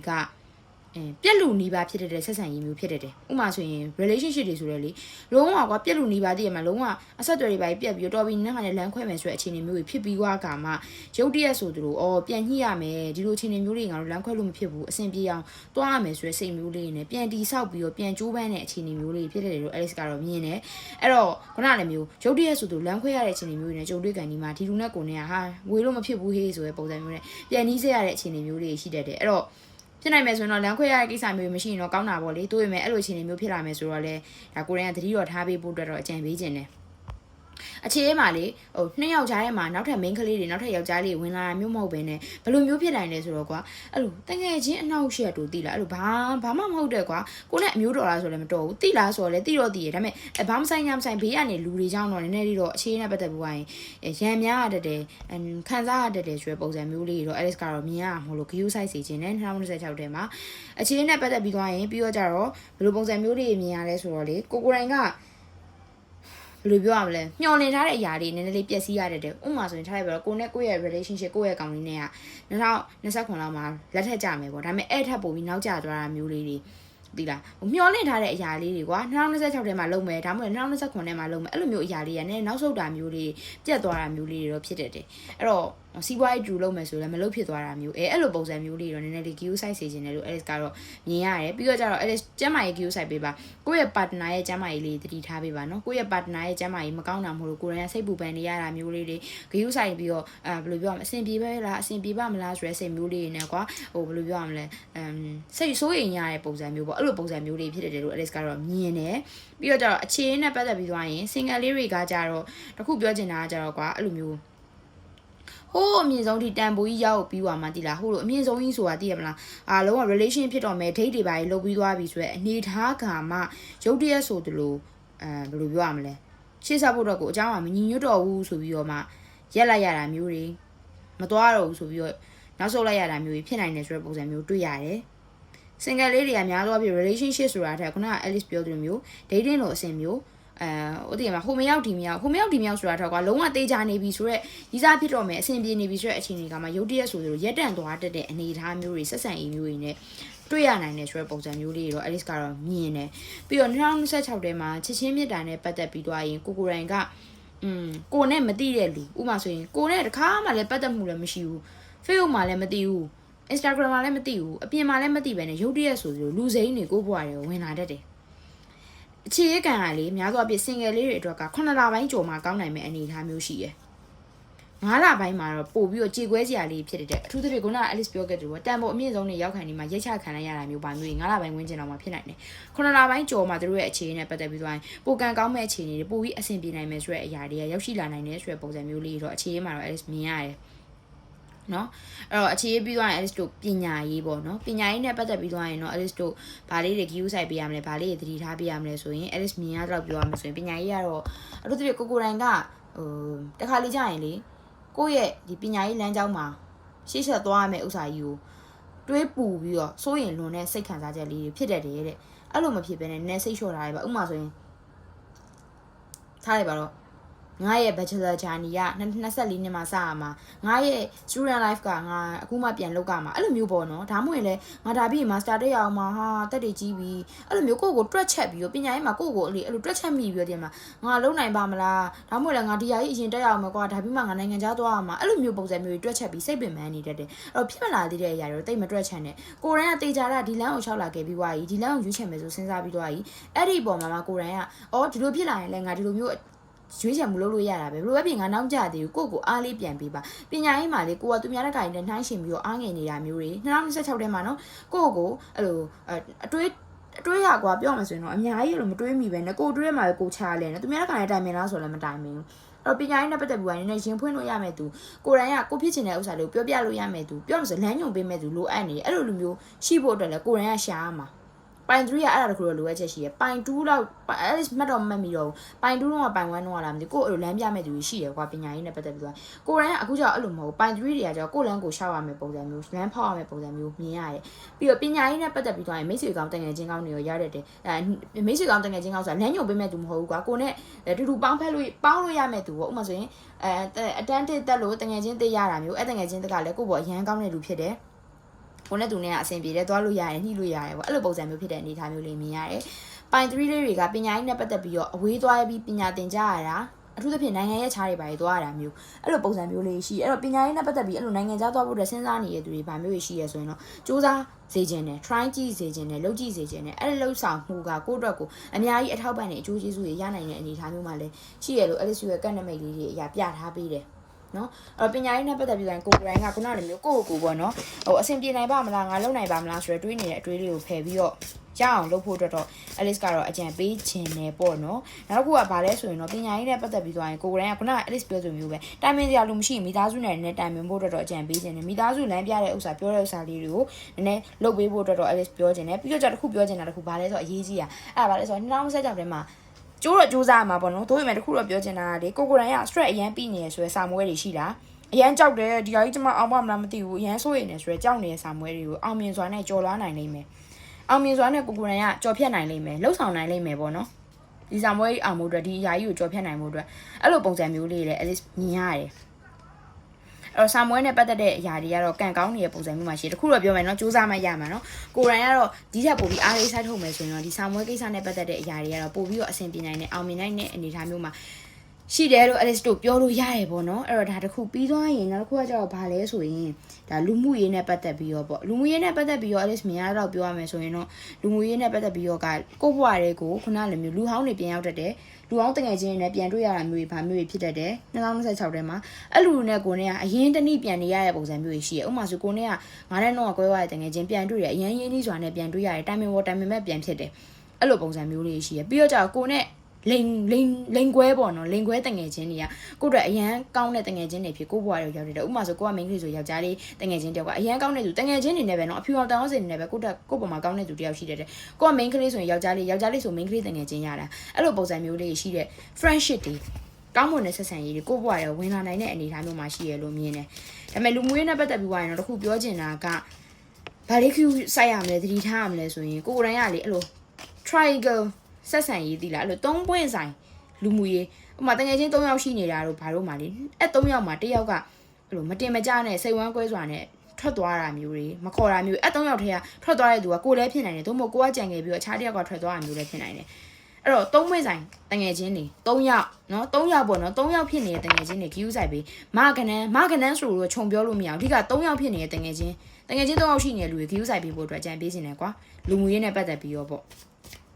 ့နောက်တစ်ခုကကြောက်ဘာလဲဆိုတော့ခုနကမျိုးလူဟောင်းတွေဘွားတွေကိုပြန်ရောက်လာတဲ့ပုံစံမျိုးရှိရဲကောင်းလားဆိုရင်တော့မကောင်းတာတော့မဟုတ်ဘူးကောင်းတယ်သို့ပေမဲ့အရန်ခင်မင်းတဲ့အနေအထားမျိုးလည်းရှိနိုင်တယ်ဆိုတဲ့ပုံစံမျိုးလေးပြရတယ်သို့ပေမဲ့သူနဲ့ကိုနဲ့က2026ထဲမှာပဲအဲ့လိုအရင်တနည်းရှိမှာအကယ်2029 2028ပါသွားဖို့ကအဲ့ဒီ state ပြီးတော့အမမခံပေးနိုင်ဘူးအဲ့တော့ပြောချင်တာကရင်းနှီးတော့လည်းရင်းနှီးအဲ့တော့လူဟောင်းတွေကြိပြန်ရောက်လာခဲ့ရင်တော့ကိုနားမှာရှိတဲ့တငယ်ချင်းတွေကိုမပစ်လက်မိစေနဲ့ ignore လုပ်မိစေနဲ့အဲ့ဒါလေးတော့ at least တတိပေးခြင်းနဲ့လူဟောင်းပြန်လို့ကောင်းလားဆိုရင်တော့ကောင်းတယ်သို့ပေမဲ့ခုနကလိုမျိုးကိုဝိနာမှာရှိတဲ့လူတွေလည်းမမေ့မိစေနဲ့ သတိမရပဲနဲ့ဒီတိုင်းကွာတည်ရမှာခ ्यू မဆိုင်သူလို့ပြစ်ထားမိသူမျိုးမဖြစ်စေနဲ့ပေါ့နော်ကိုရန်နည်းနည်းလေးဖြစ်မြတ်တာနေကိုရန်ကနည်းနည်းလေးတော့လေအဲ့လိုမျိုးကိုစိတ်ညစ်တဲ့အခါကျရင်ကိုတယောက်တည်းဖြစ်သွားရဆိုရယ်ခံစားချက်ကြောင့်အဲ့လိုလူတွေကိုအဝေးကိုတွန်းပို့မိပြီးတယောက်တည်းနေတတ်တယ်ဆိုရယ်ခံစားချက်မျိုးလေးဖြစ်တတ်တယ်တဲ့အဲ့လိုမျိုးမဖြစ်အောင်လို့ကိုကိုနည်းနည်းခ ्यू ဆိုင်ပေးဖို့တော့အဲ့လိုအသတိပေးခြင်းတယ်နော်အဲ့တော့2026အတွက် angel message အနေနဲ့ဗာပေးခြင်းလဲဆိုရင်တော့2026ကကိုအတွက်ကိုအောင်မြင်မှုတွေကိုရနိုင်မဲ့နှစ်ထဲမှာပါလားဆိုရင်တော့အောင်မြင်မှုတွေရမှန်နိုင်မဲ့နှစ်ထဲမှာပါတယ်လို့ပြောလို့ရတယ်တို့ပေမဲ့လေအကောင်းနဲ့ဆိုရှင်တွဲပြီးတော့ဒီလူကတော့မကောင်းဘူးခုနကလူအဲ့လိုပြောပေါ့နော်ဒီလူကတော့မကောင်းဆိုအဲ့လူကကိုနားနေထွက်သွားရတာဒီပညာကတော့အဆင်မပြေဘူးအဲ့အဆင်မပြေဘူးဆိုအဲ့ပညာရဲ့ကြီးကကိုနဲ့ကိုလေတူတူကိုအဲ့လိုမျိုးရှင်တွဲပြီးလုပ်လို့မရဘဲနဲ့အဲ့လိုကိုအတွက်ကိုလမ်းကိုချော်သွားမယ့်အရာပြောရမစင်တော့2026ကကိုအတွက်ကိုနှကောင်းမှရဲ့နှစ်လို့ပြောလို့ရတယ်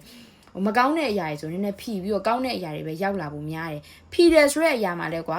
ကိုကတခုခုလွဲချော်သွားရဲဆိုအဲ့ဒါကြီးကိုမရလို့ဝမ်းနေနေရတဲ့ဆိုင်အော်ငါဒီဟာကိုရရင်တခုခုငါအတွက် side effect ကောရှိမှာပဲအဲ့ကြောင့်မို့ငါဖြီးသွားတယ်တွေ့ဖြီးသွားတယ်ငါဒီထက်ပိုကောင်းတဲ့အရာကိုငါရတယ်ဆိုတဲ့စိတ်မျိုးနဲ့သွားပါရဲ့ angel တွေ message တွေကတော့ပြောထားတယ်ပြောကြနောက်တစ်ခုကကျတော့ဘာတွေသတိပေးထားလဲဆိုတော့လေကိုတိုင်က2026ထဲမှာနည်းနည်းလေးတတိရှိဖို့အတွက်ပြောထားရယ်နော်တယောက်တည်းကြောက်ရွံ့နေတယ်မလုပ်ရဘူးဆိုရယ်အကြောက်တရားကိုယ့်ရဲ့အကြောက်တရားကိုနည်းနည်းလေးဘယ်လိုပြောရမလဲတွန်းလှန်ကြည့်အဲ့အကြောက်တရားရဲ့အဆုံးတစ်ဖက်မှာကိုအရန်ဖြစ်ချင်နေတဲ့အရာ